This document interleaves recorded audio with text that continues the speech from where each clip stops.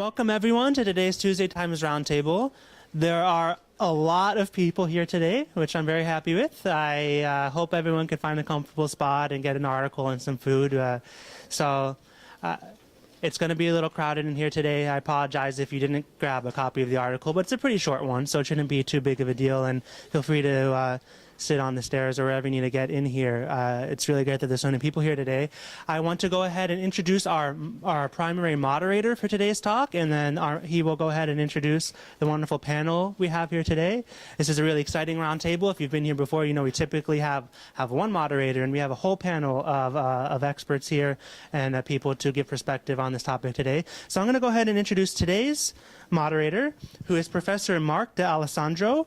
Prior to joining as a faculty member here at FIU's Chaplin School of Hospitality and Tourism Management, which, by the way, if you haven't noticed, right outside is Hospitality Day, and you can get all sorts of information from other folks about the School of Hospitality, which is an amazing program. Professor D'Alessandro taught at various schools across the U.S., including New York City College of Technology, the Center for Kosher Culinary Arts, Kingsborough Community College, and Le Cordon Bleu. His extensive industry experience as a butcher and chef, which included work at Chef Allen's and Whole Foods Market, an advanced degree prepared Professor D'Alessandro with the skills needed to pursue his other calling as a teacher and instructor. While in graduate school in New York, he served as a chef and nutritionist for Manhattan's largest food pantry, the West Side Campaign Against Hunger, and he taught New York's neediest families to cook healthy, nutritious foods and partnered with agencies such as the Food Bank of New York. He has a culinary degree from Cincinnati State Technical and Community College, a bachelor's in hospitality management from here at FIU, and a Master of Arts in Food Studies from New York University. So I'm going to pass it over to him to introduce the panel, and I would just like to remind the panel that the microphone is for being recorded for the video, so try to get around to each other as you speak. And I'm looking forward to this topic. Good afternoon. That was very anemic. We're giving you free food. Good afternoon. How are the sandwiches? Good. This talk is not about me at all. So I'm going to do my best to stay out of everybody's way. Not only the panelists, but hopefully yours. Because I hope that we engage you enough to raise your hand and ask a question. Am I holding this close enough?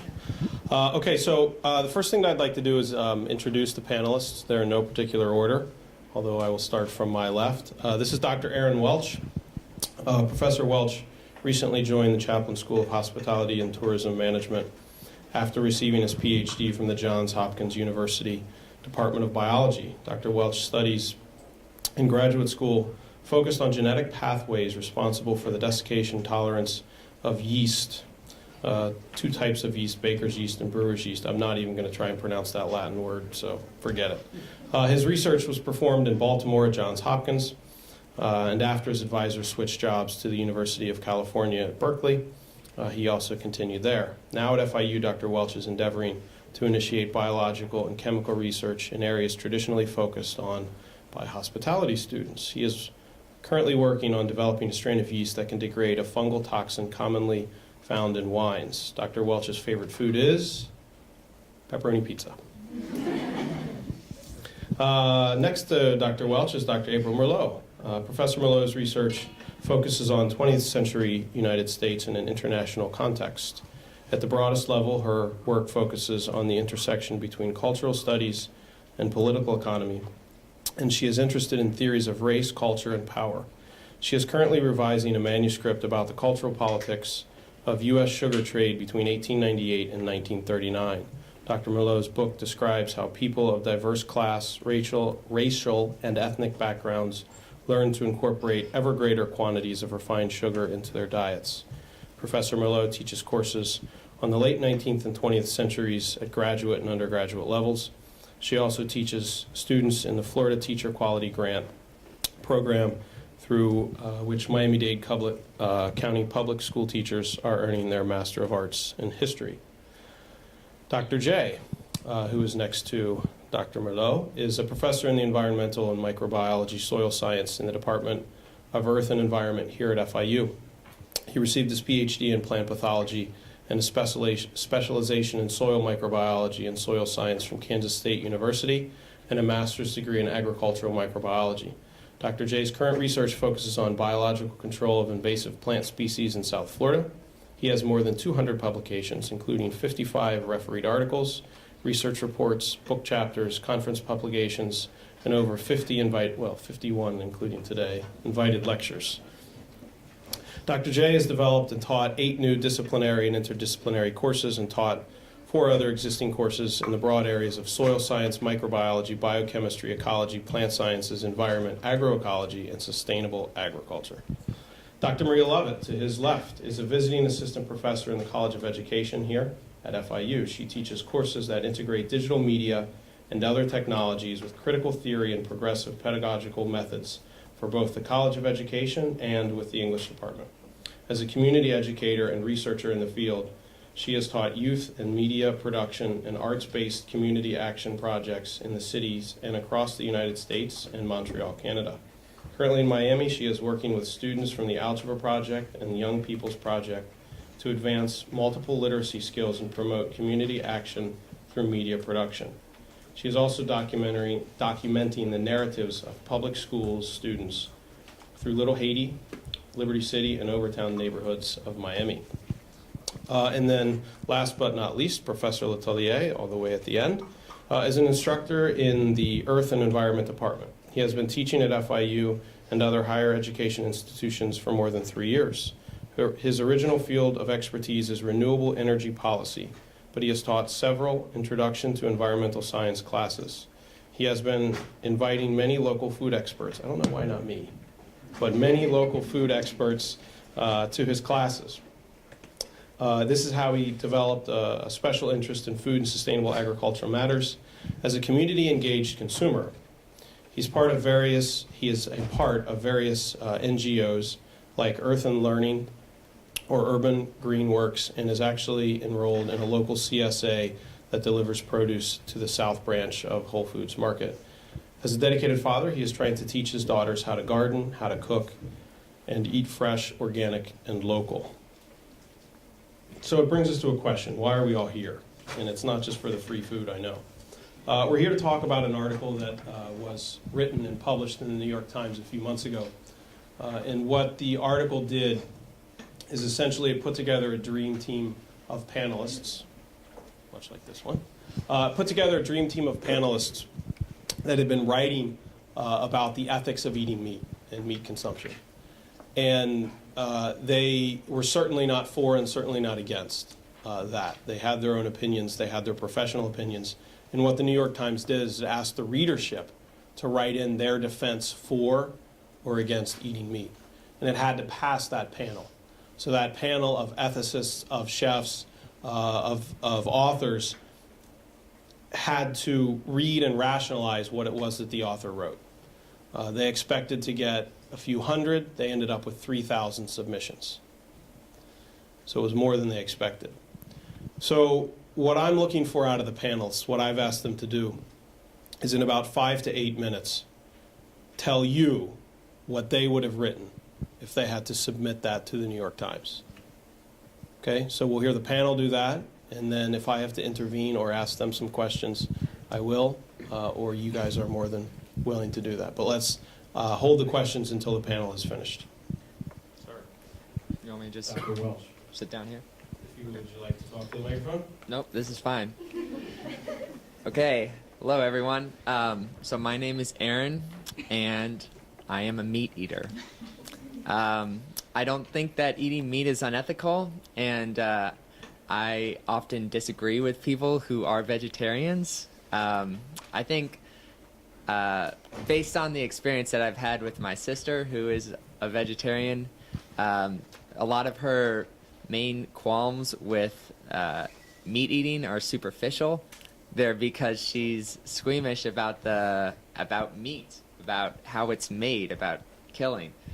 That it's that it's gross. I think that's a viable argument or reason for yourself not to eat meat, but I don't think that's a ethical qualm. And the question here that we're interested in is it ethical to eat meat? But if you really think of eating anything, vegetables included, the process of digestion and beyond digestion is not a very pretty process. So really, to me, I think you should just not think about certain things. Another type of problem that people have with eating meat is that they believe that the animals were treated unfairly before their death. And that is a serious problem. And I don't agree with that. And I think that animals should be treated fairly. But again, that's a problem not directly related to the consumption of meat. It doesn't have to, well, it should inform your decision on whether to eat meat, because we do live in a practical society and you should consider where your meat comes from. But as far as the question of, is it ethical to eat meat, it still does not really inform that question. It's the same kind of problem, I think, or it's analogous to the problem with blood diamonds. If you guys are familiar with that, those are diamonds harvested in Africa under terrible working conditions, and very inhumane practices occur. So that's a terrible process. But that doesn't mean that there's a problem with diamonds in general. It's okay to have diamonds. You just need to have diamonds that were harvested under humane practices. And I think it'd be the same with meat. Although all meat is blood meat, so it's not the best metaphor, but but meat can be obtained humanely.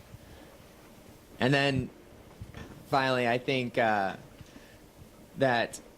if you want to eat meat, then another problem that you may think about is that you're killing a sentient being, right? And so that is a problem, because not because that they will die, because all animals will die. We will all die eventually. It's inevitable. But the problem is that they may die prematurely. However, I would argue that a lot of the animals that are alive, a lot of the animals that we eat are alive because of the food industry. They wouldn't be alive normally. So in that sense, you could say that we are providing life, whereas none would have existed before due to predators, their lack of food in the environment, or disease. Many cattle and chickens, they wouldn't be alive. So we are providing a short life, a short but perhaps fulfilling life, fulfilling for a cow or a chicken, whatever that may be. So we have that to be thankful for. And then finally, at some point, we really won't have the ethical qualm of killing animals, because we are going to be able to grow meat in a petri dish. I mean, scientists have already done this. They were able to culture bovine or cow muscle cells in a petri dish, and then put those all together and make a hamburger out of it. And somebody ate that. And although this hamburger was a little pricey, it was about $340,000 to make. But I imagine once the price drops, then everyone will have a real viable option for eating humane meat. And I think then the question of whether it's ethical to eat meat will be much more difficult to argue against. So that's my say.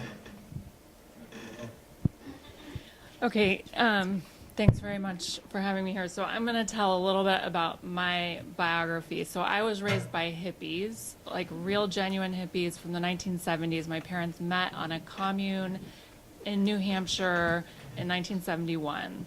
So in case anybody's ever met me and you wondered why I'm like I am, that's why. So legitimately, I'm heir to several possible food ethics, I would say. My parents lived on a macrobiotic commune. And so I don't know if anybody's heard of macrobiotics, but it's this kind of philosophy of eating that was created by this Japanese man after World War II. And it's very esoteric, it's very syncretic, it pulls together a bunch of different ideas.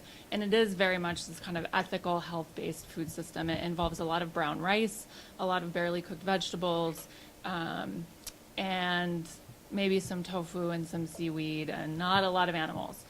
So my parents were eating that way before I was born.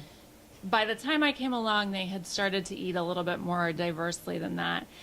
And when I was 4, we moved to a farm where there were animals. There were goats in particular on this farm. And part of why I was thinking about this is because I think often people have this kind of their sort of ethical reaction to meat comes from a childhood experience. And many people that I know who are vegetarians have had this formative childhood experience where they had this realization that the meat on the plate used to be an animal, and that animal was cute and sweet, and maybe they had a very sympathetic response to the animal. And so that kind of disconnect of seeing the bloody meat wrapper and the animal on the plate, that disconnect somehow triggered people's feelings that they didn't want to eat meat, or that it wasn't ethical in some way. So my parents like to tell this story about me. When I was 4 years old, we lived on this farm and we had goats, and it helps, I think, that these were goats, because if anybody's ever dealt with goats, they're not actually the nicest animals in the world. They're really stubborn. They don't smell good. They're not very friendly. We lived with the goats and helped take care of them. And then it came time for one of the goats to go be slaughtered. And my parents were very worried that I was going to take this poorly, because I was 4 or 5, however old I was. They were concerned that I was going to really take it hard. So they sat me down to have the serious talk and say, okay, April, you know what's going to happen. The goat is going to go away. Do you understand what that means? And apparently I said, yes, goat burgers. Thus, obviously making it so they clearly didn't have to worry about my reaction, but also I think this is really typical of my lifelong reaction to meat. So whatever that ethical feeling that people have that comes from that childhood experience didn't work for me. So I did later actually become a vegetarian for a few years when I was in high school and college. And the reasons that I became a vegetarian were really not about the animals. It really wasn't about the sort of the condition of the animals and my sense of connection with the animals. It was really about my sense of justice to human beings and my sense of what is the best way to think about making sure that as many people in the world as possible have enough food to eat. And is meat eating, and as a meat eating system, really the most efficient way to assure food stability for the most number of people? So those were the kind of the ethical ideas were really human oriented for me. And I was a vegetarian for probably 3 or 4 years. And then really in the end, I just really like bacon. And so it was a slow process. First it was bacon, then it was Thanksgiving turkey, and then it was a hamburger. And then when I was pregnant with my first child, I just didn't want to do anything but eat meat. And I ate a lot of meat. And then when I was pregnant with my second child, I only wanted to eat beans. So who can explain that? The other thing that I think I just want to mention briefly for me is that ethically, if we're talking about an ethical question, I don't necessarily feel that the most common vegetarian options are any more ethical. So I'm thinking in particular of soybeans, and I think of this in part as a historian and as somebody who thinks a lot about the development of food systems in the United States. Soybeans in particular, but many other things that we take for granted, sugar, for example, are crops that we don't think of as being related to animals, are crops that have developed very much in parallel, in coordination with animal industries. So we wouldn't have industrial scale soybeans if it weren't for a massive agro-industrial system that is very much dependent on hogs, right? So corn, soybeans, and hogs is a system. It's an agricultural system that developed in the Midwest that supported a number of farmers So to my mind, from a historical kind of social and economic analysis, you really can't separate the soybean from the animal. And increasingly there are reports that even organic soybeans are grown in a really unsustainable way. There's massive deforestation in Brazil, for example, to grow organic soybeans. So to me, a soy-based diet doesn't present a better ethical option. So my sense of what is the most ethical option is to eat a mix of different kinds of foods, to eat the best quality meat, animals produced in the most humane conditions, which is usually more expensive. And so then I eat less of that meat. So I eat meat a couple times a week at most, and I eat vegetarian meals at least a few times a week, and try to spread out the harm of my diet, I guess, in some sense. That's what I've got to say.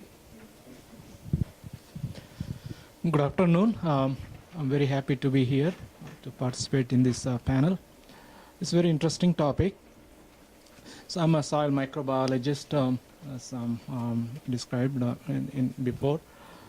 Also, I have a crop science background, agriculture, and I'm going to talk about combining all these two different views here. And so I'm not a vegetarian, but I eat meat, chicken, and fish. That's all, but very rare, and not really on a daily basis. I don't eat meat. And so I'm going to take a stand against it is unethical to eat a lot of meat, and I'm going to give my perception why it isn't. So think about in Arkansas, and where you have all the chickens are raised, and of course everything artificial, and so those chickens within 6 weeks, and they just live for 6 weeks, and then go to slaughterhouse, and they kill, and then mass production of meat. And so we have developed eating meat. How on the earth, morning breakfast with bacon and sausage and everything, is our stomach is really, are we really evolved that way? And we are not. And so we can give a really, have a good, healthy choice of eating, and vegetables and everything. At the same time, look at lunchtime, and Chinese food or Thai food or any food, because a lot of meat, and we are not really eating that. We should not be eating that much meat on a daily basis. So again, I take a stand. We have to eat meat to compensate some of the amino acids and everything, but not a lot of things. Look into North Carolina and other Carolinas, all the hog farming. And we have to go and visit these farms, how these animals are treated, and really, really bad conditions, and one on each other. And it's called confined feedlot operations, CFOs.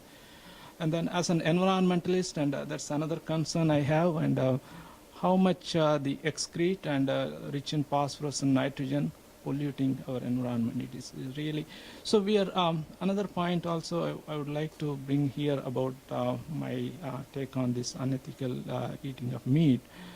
So we are all scientists, we are concerned about global warming, and how the global warming is changing our whole lifestyle, and temperature is going to be hot, and we cannot really tolerate this temperature. And think about this unhealthy eating of this meat, and what it is doing to our body. And so the obesity, and obesity is the biggest problem in United States.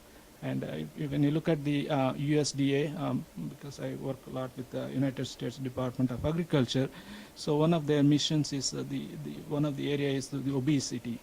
How they want to reduce the obesity. That's because of this extraordinary consumption of meat, and so we should be avoiding that. Again, to take this stand, I want to just give my family background. My wife has turned into vegetarian for the last 15 or 20 years, and she's vegetarian.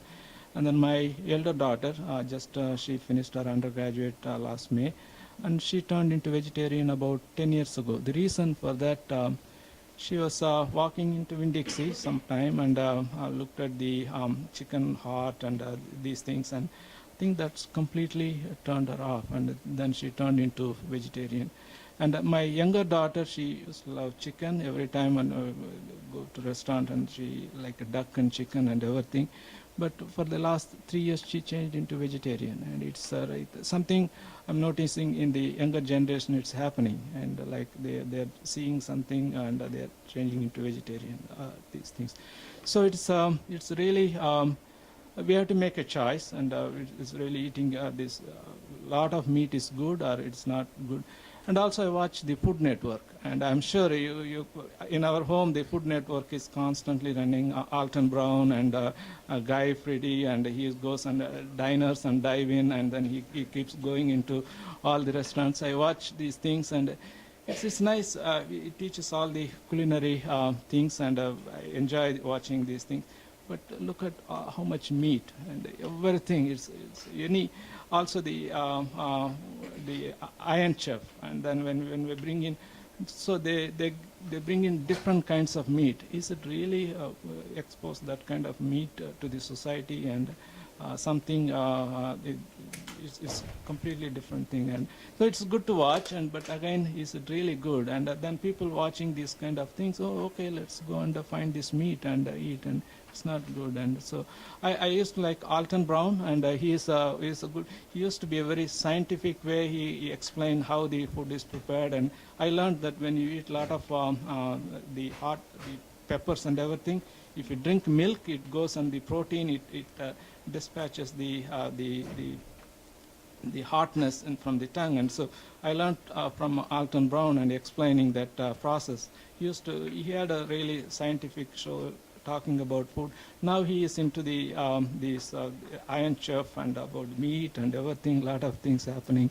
So I would take a stand on that. It is really unethical to consume a lot of meat, and so we have to make a really good choice. And so again, when we look at the energy ratio, when converting from the grasses, grains to meat, and we are spending a lot of energy, and it is not really good to get that. We can be eating that grain in order to convert the grain into meat and then consume meat, and we are making a really circle and then wasting that energy, and we could be eating the grain here. So I'll stop here. Hello. I was trying to think why I was on this panel, but I'm a professor in urban education, and as Mark said, I have a background as a documentary filmmaker. And I think my interest in this is really about consciousness. And in the essay that won, they said, a thing is right when it tends to preserve the integrity, stability, and beauty of the biotic community, and wrong when it tends otherwise. And I suppose for me, like Dr. Jay said, that's sort of my relationship with equity in eating, whether it's soybeans, like you say, or meat. For me, I haven't eaten a hamburger or pork probably in over 20 years. And that's because I got sick.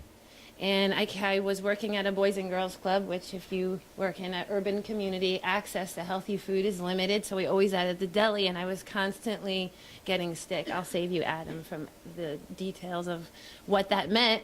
But I started having to make a food diary of what I ate. And the easiest thing to do was to cut out particularly turkey, deli meats, and I started noticing, and then lard, and it grew into this notion that something was in the food that I was eating, particularly meat, that was making me sick. And then I worked with the artist Sue Coe, which are you familiar with her? Some of you shaking your head. Amazing illustrator who was basically a documentary artist. And you know her work. She spent weeks and months documenting slaughterhouses and writing journals about it. And then, like many of you, you maybe saw The Corporation and Food Inc., and basically exposing us all to these issues of justice and relationship to eat and greed and the corporate manipulation of information. So for me personally, it's just easier to, unless I know where something is coming from and being as conscious as possible, to stay with a mostly vegetarian diet and a serious monitoring of who owns what company. There's even apps for your phone now. I do eat fish sometimes. It's hard to live in Miami and not get into that. But you can trace who's making your products, not just food, but also your cleaning products and all those things. So I will ramble on more when you all ask questions, because I think these folks are much more knowledgeable than I am about sort of the environment. But I would direct what's called the Education Effect, which is a partnership in Liberty City, particularly with Miami Northwestern High School. And we just built an aquaponics lab, which is the growing of fish and vegetables, and often used in developing countries where the soil is not sustainable. And the students and Mark and other professors have taught me so much of how important the conversation about food justice and food deserts really is. And as an education professor, I kind of hope whatever you eat, you start to think about that and share that information. There you go. All right, thank you. Thank you. Hi, everybody. My name is Teddy Lutelier. I'm a teacher of mostly introduction to environmental science. So what has been discussed right now is pretty much what I teach also in class. And Food Inc. is a movie I show in class. The project that Maria is leading in that school is really great. If you don't know, aquaponics is it's basically growing plants with nutrients coming from the poop of the fishes below. So it's kind of a really cycling system. It's really interesting, and I invite you to ask her some more questions afterwards. I'm all right. Yeah, that's it. I have to shut up. Okay. My name is Lutelier, so I'm from France originally. One day I was at the Graham Center, and I saw the big truck, blood donation. So I said, I'm going to do the right thing. I'm going to go and donate blood. And I went, and suddenly they asked me a bunch of questions. At the end, they told me, well, you cannot donate blood, I'm sorry. And I was a little, worried. They told me, well, it's because you answered yes to that question. The question was, were you outside of the U.S. during the years between 83 and 89 or something like that?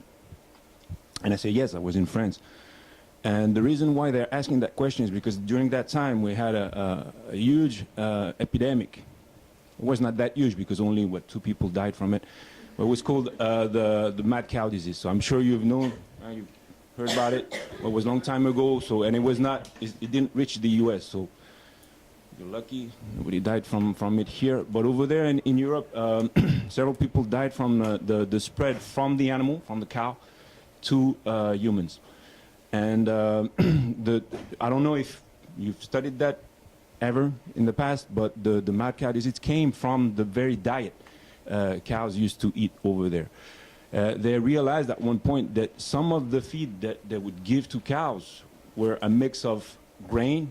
That's one of the things that is not really right. If you think about it, cows were designed not to eat grain like corn, but mainly grass. Those are herbivores. Herbivores meaning grass. But they would add some other stuff like hormones, obviously antibiotics in that. And also, at one point, they realized that they added some bones, chicken bones. And then they realized they had also some cow bones in that feed. So think about it. Cows eating cows, like they were cannibal cows, basically. Okay. No wonder they became mad, really. So after that, we had like a huge policy implementation in Europe, and the tracking system today in Europe is really one of the best in the world. USDA is doing a great job here to make sure that your meat is safe, but you still hear a lot of those recall, right? Because of E. coli or some other diseases. Over there, the tracking system is so thorough that you can almost see the name of the rancher, the guy who raised that cow, basically, and the address. If you're not happy, you can send him a letter. So that's something really that impacted me. The reason why I try to eat less meat, I really cannot just quit meat totally, because I think also, reasons mentioned previously are, I think, the best one. The ethical issue is more about the system we're living in and world justice. But it's, and my concern is also about energy. So I think it was mentioned, the fact that you realize that to grow, to raise a cow or a chicken, but for a cow it's a much bigger problem. You need a lot of energy. Okay, think about all that grain, that corn that had to be planted and then harvested. So all the way from planting to harvesting to fertilizing to transporting that corn to the place. It's another place. It's really far from where that corn was grown. You're gonna have a lot of fossil fuel burned, and so it's not said enough. But the impact of the conventional system that we have, agricultural system, is really geared toward meat production, and meat production is giving us a huge carbon footprint in this planet. And that's one of the reasons why I try to get away from meat. But again, I like, juicy steaks. So what I'll do is try to eat less and invest a little bit more money in good meat. So I strongly suggest that you look for ethical meat in a sense that I'm not saying that the cow was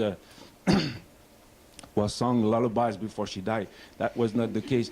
But the cow at least ate good food, meaning grass. So you can see whatever you want, hormone-free, no antibiotic. Doesn't mean that the animal made any difference in its carbon footprint.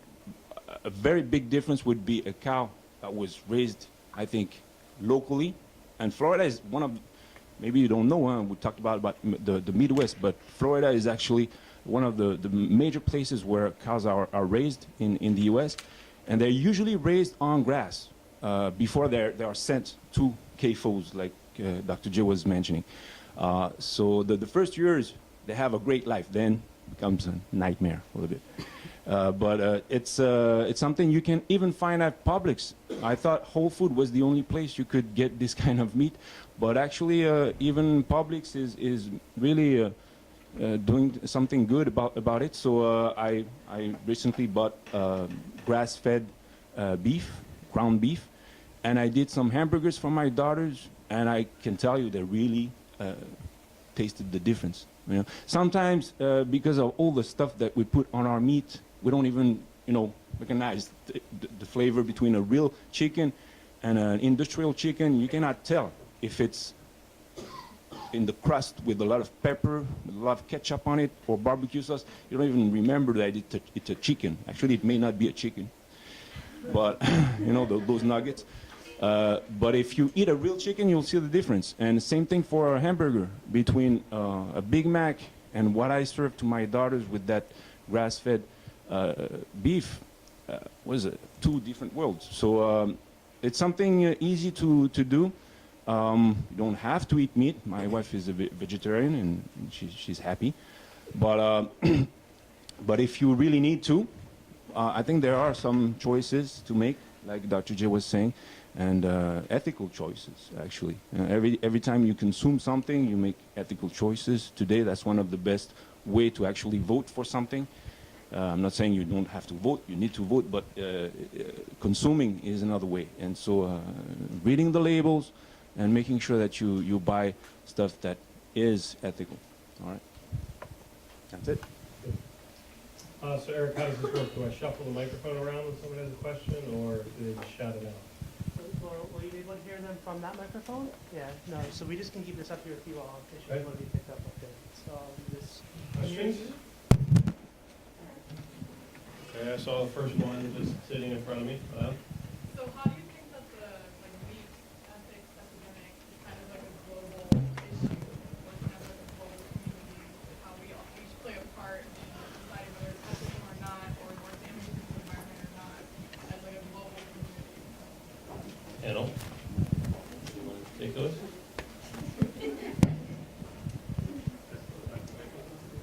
So the question was essentially, how is it that this choice to consume or not to consume meat is a global issue? I think when you look at the global scale, the meat consumption has gone up. around the all the countries and everything. And it is the global issue. And not, even developing countries started eating more meat, and I think that's a part of the globalization and everything. So in order to really come to a really good consensus, it is a global issue, then everyone has to be realized. And so consuming too much meat, I'm saying like you can eat meat at a certain level, not a lot of meat. And so it is a global problem.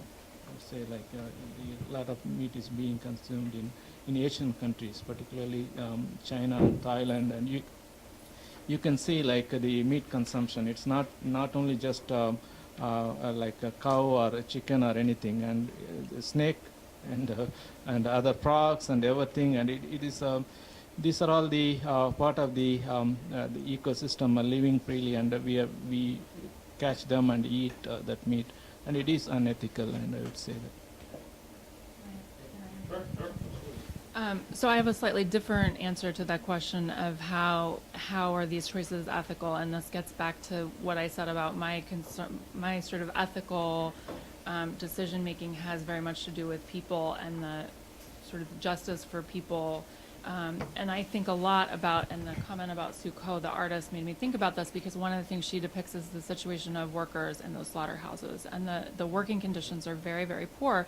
And one of the ways that our food choices and the system for producing meat in the United States is very much dependent on immigrant labor, very low wage, very poor conditions, and people who are given very low skill jobs in which there are a lot of injuries, a lot of factory accidents take place. And so our food system is a global food system, and even when our food is produced within the United States, it's produced by a global workforce, right? So I think there's no way in which our decisions about what we eat are not global decisions, right?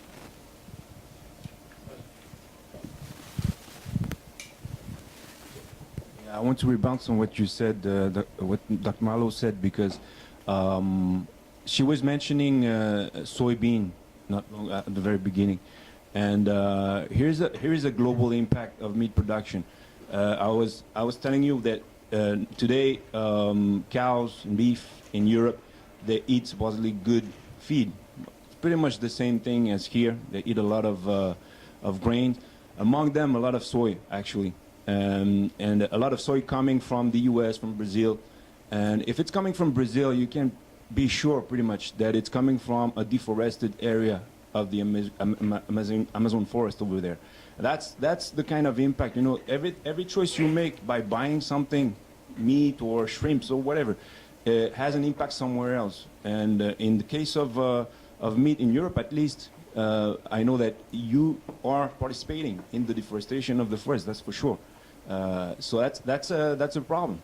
If you can have the mean also, because a grass-fed ground beef, for instance, it's a little bit more expensive, to do otherwise, or just to quit meat or eat less, that's much better.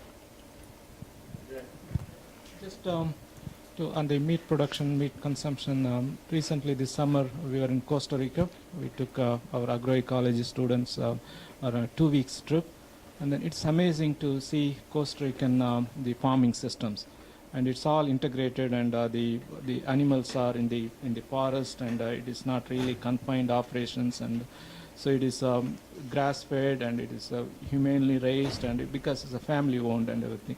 So we visited each and every farm. We saw that kind of things happening in Costa Rica, and so here in U.S. it's completely different story. And if you go, we have, as Teddy said, in Florida is probably the #1 in raising cattle, cow-calf operations. If you go to Central Florida, we have thousands of acres of cattle ranch operations. That's where the calves are born and then raised for some time, and then shipped to Texas or Oklahoma or Kansas, where it goes to the slaughtering house and it killed. And the April mentioned about the workers, the conditions. It's really bad in Kansas and in Dakotas and North Dakota and South Dakota. They're all working in that slaughterhouses. Great. Let's get a question from the other side of the room. Sir. So you guys don't consider like the Well, like I'd say so far, like all your arguments are just it's like not attracting because we're talking about something living. If we were talking about ethical rock consumption, it would be fine because it's a rock. But like I'd say like we just can't do it because the animal suffers. We should have a different model. Do you think it's impossible to kill an animal ethically or without suffering? No, because if we do that, we could say the same thing about a human. That we should just eat humans ethically. But I don't think we should. I don't think you can compare I don't think the morals that apply to humans are the same morals that apply to animals. Because they don't look like us? Well, they don't think like us. They don't have the same capacity as us. Well, if I can actually interject as the moderator, what he just said is diametrically opposed to what you're saying. Because your ethic is coming from this idea that this sentient creature is looked at on the same level of needs as a human. So you can't harm it. It's built into that ethos that you have. As opposed to someone that says, my ethic draws from humans are number one on that theoretical chain. So anything that's underneath of it is there to serve for humans. Yeah. Diametrically opposed to you and what you're saying, but that's where some of this thought process can come from. No, I mean it's a real choice. It's a ethical choice. But it's you have to think about if people eat meat, it's also probably because it's something natural. Evolution got us those kind of things. We're omnivore. We're not herbivore. So I guess this is part of our diet. That's why we feel the urge for getting some protein and hunting. But at the same time, I would like to don't feel the urge, for instance. Now, seeing the suffering of an animal, that's something also you can be scared of if you're not used to. As a kid, I was raised in a little farm where my grandma would kill rabbits, and I know you like rabbits, but that's what she used to do. I could be jealous. And when you're 6 years old, it's like, okay, so you get used to it, and maybe the rabbit was suffering. I'm going to say something really quick because I'm kind of shocked that there's nobody on the panel that is taking up your position. Because I guess a change for me, because I went a long time where I didn't want to eat anything that had a mother or a father. And I still won't, kill a spider in my apartment, or, I even try to shoo out the roaches. What happened to me is that I started living in communities where access to fresh food was not possible, and I started feeling also when I was working there like it was a very privileged choice. So I do as much as I can not to make those choices, but just because I think you make a very good point, and as spiritual beings, there's a lot of spirituality in animals and totems and all that forms of life. And even some people won't even eat certain forms of plants that won't regrow. So I think it's a good point you're raising. But for me, that was a change, was when the privilege part came into play. But I still think it's a good way to strive. Great question. Thank you. Dr.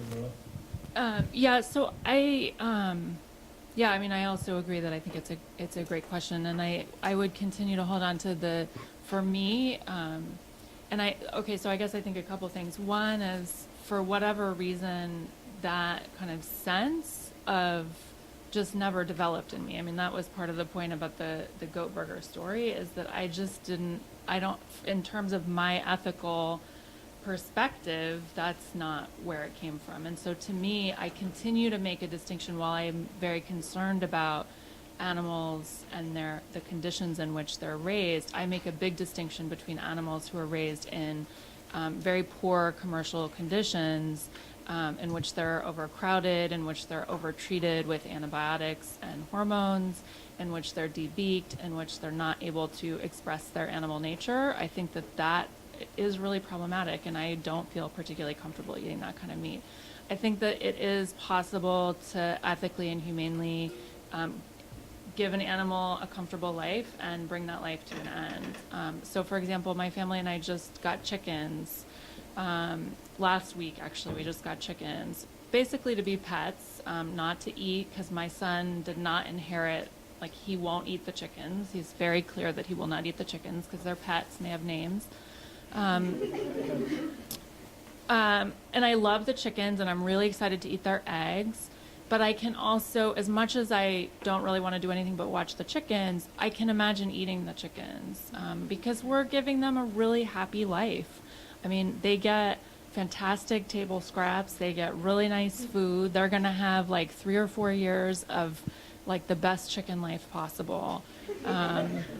And though I'm not sure if I feel comfortable myself taking that life, I can imagine bringing myself to the point where I think I could. And to me, that does seem ethical. So I guess it depends very much on the circumstances of that animal's life and whether it can, you know, the chicken can express its chickenness. And that seems fair somehow to me.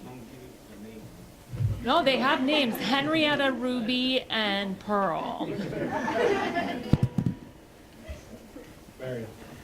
Dr. Welch, earlier you mentioned that scientists are basically looking ways to form, meat and seafood as a, more ethical way of meat consumption and whatnot.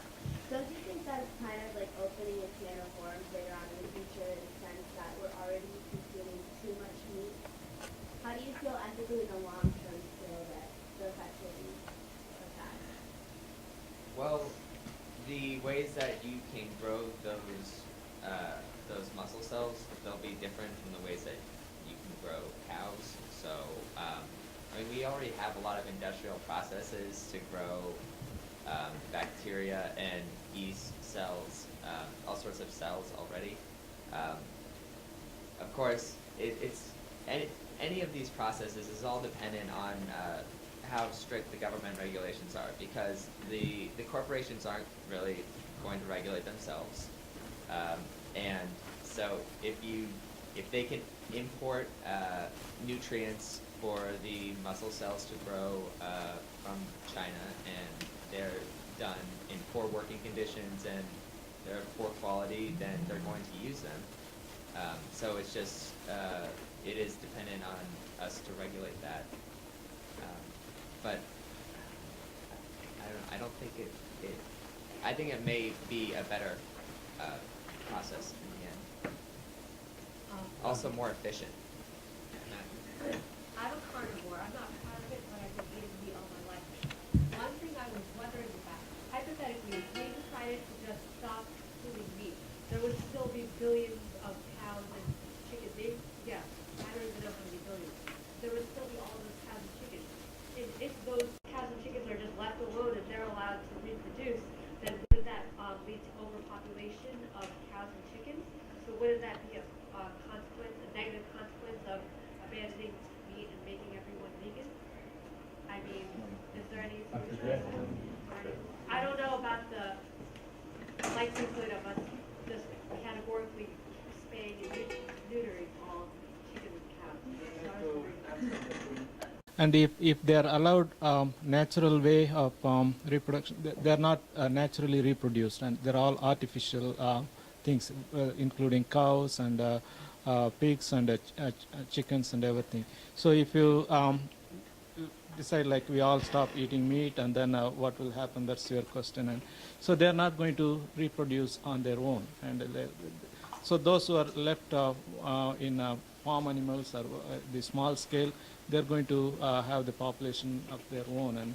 And again, the another thing is what we have done is brought all these genotypes or genetic things, we narrowed it down, and we have like Brahman breed, and that's all we have. And so in chickens, probably 1 or 2 breeds of chickens. There is no genetic variation in the past we used to have, that's also ruined completely because of mass production. Right.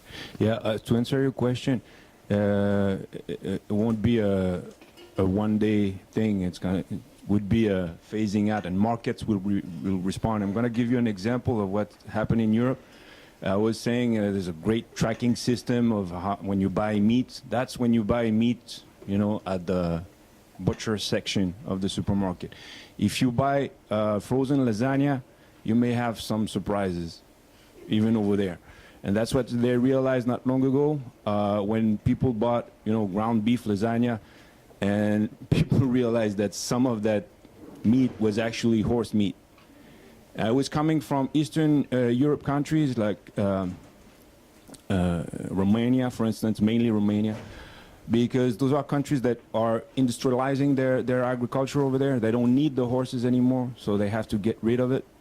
And there's like a whole market of horse meat, and they're trying to just liquidate that meat. And so that's how they did it over there. It doesn't mean that they don't eat horse meat anymore. I'm not sure. But that's what happened. Maybe one question.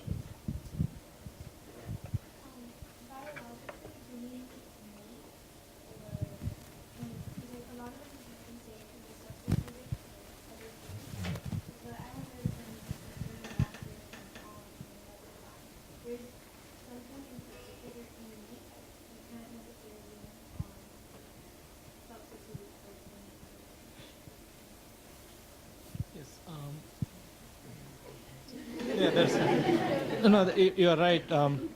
We don't get, there are two amino acids we don't get through vegetarian choices, and they are to come from the animal protein, and those are the essential. Out of 20 amino acids, 2 of them are very critical, and they come from meat, and so you have to have a meat at this. And vitamin B12 also. Okay.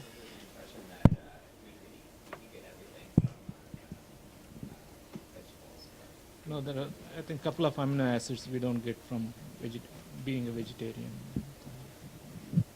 Typically, you'll see a vegetarian maybe take a supplement if they, and I think that's another thing that opened the door to a vegetarian who morphed into a something vegetarian, where they may have chosen to eat a certain animal protein for that reason. I probably shouldn't have had my bio read or your bio read, because I think you guys not only did an awesome job with your talks, but also with responding to the questions. I don't know that there's a great way to sum this up. Hopefully it's uplifting. Hopefully, no, I mean that in all seriousness. I say to my students all the time, if nothing else, today we have more educated consumers. And I believe if that is your standpoint, regardless of how opposed your view is to someone else's, that doesn't mean they're wrong and you're right, or you're right and they're wrong. But the more research that you do, the more soul searching you do, I can't seem to think that you're not going to come about with an incorrect conclusion. I have nothing more to say other than thanks for being here. I'd like to thank our entire panel and Professor Jayachandran for